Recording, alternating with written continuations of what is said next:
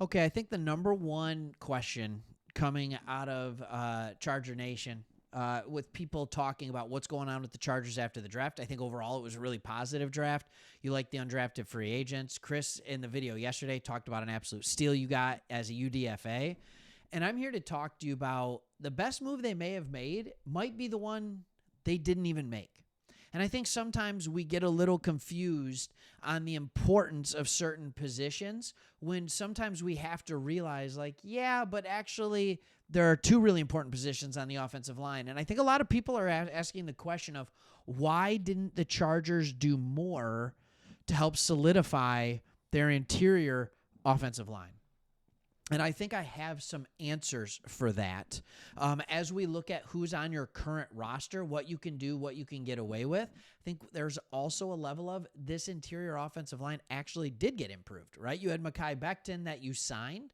So you were able to have a formidable running attack with J.K. Dobbins while at the same time knowing that, yeah, when Gus Edwards came in last year, you weren't going to do well. But the offensive line was good enough, and now you bring in Mekhi Becton, who's an even bigger road grader than anything you would have had last year. So now you're choosing the best two to play left guard and center rather than having to choose the best three to play left guard, center, and right guard. And there is a lot of talent in there. All right? So based on the current roster, the Chargers are going to enter training camp with open competitions at center and left guard. That's most likely. All right, they believe they have considerable depth, and you need to know, hey, we love Jim Harbaugh. Look, I'm a Lions fan. I'll admit that, but we love talking about the Chargers. You see behind me, I'm a Michigan fan. Harbaugh through and through. This guy, whether it's in college or at the pro level, loves building competition, loves building depth. It's kind of what made Michigan so good over the last few years was they were one of those teams that instead of retooling or rebuilding, they were reloading. They were just over and over again. It was like, all right, put another bullet in the chamber. Let's go. They were really, really good. And he believes that to be true in the NFL as well.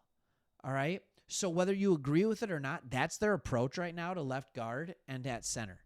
Zion Johnson, Bradley Bozeman, and Andre James, who is a free agent signing, will all be in the mix at center.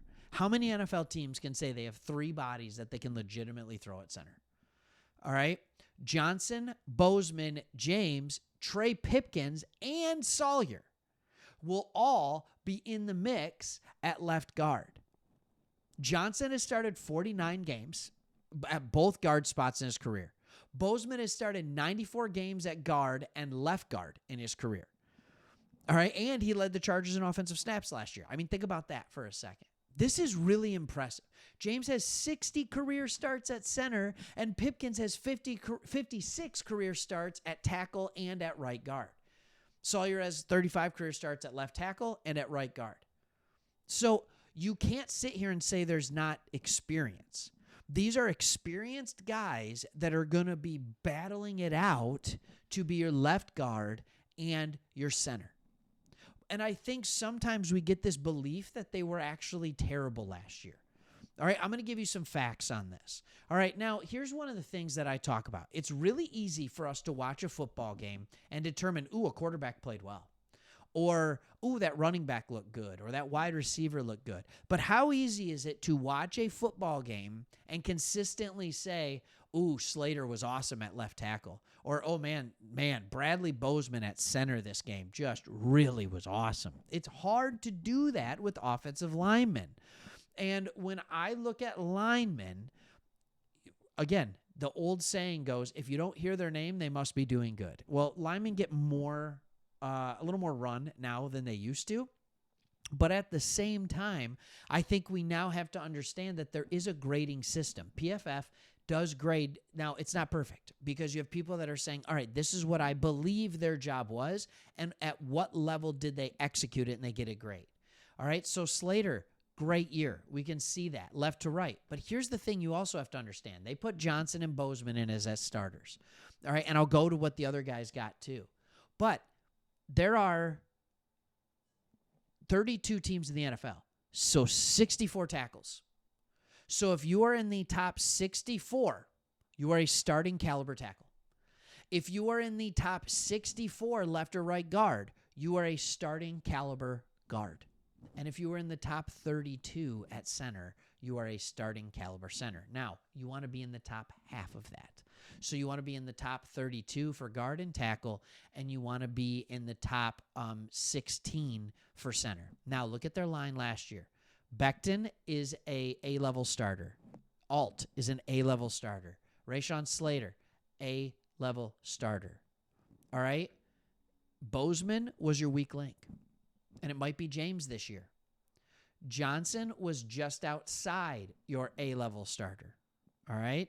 And so you want to be in that top half. So here's what I'm saying. Your most important positions on the line, and we've seen it built like this with the Lions, are your right and left tackle, and then arguably your center. And when Harbaugh was at Michigan, that's the way it often was as well. When they had a really good center and good tackles, that's when their team was really, really impressive. Now, here are a list of your guards and centers that are currently on your roster. Of them, there are 3 players that rank in that top, all right?